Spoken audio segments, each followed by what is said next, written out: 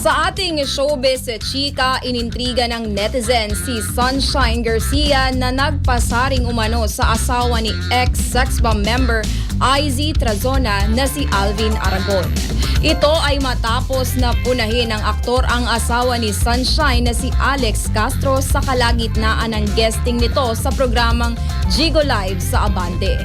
Dito ay sinabi ni Alvin na dapat ay hindi pinayagan ni Alex ang asawa na mag-perform sa concert ng Sex Bomb Girls.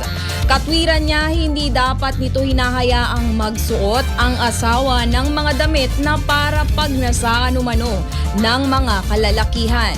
Sa kabilang banda ay taas noon namang ipinagmalaki ni Sunshine ang asawa sa post nito online na tila may patutsyada sa naging pahayag ni Alvin.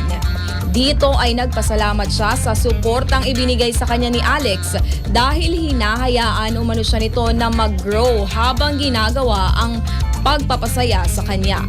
Umani naman ang pambabatikos rito si Alvin at anila pag insecure ka talaga ay gusto mong lugmok lamang ang partner mo.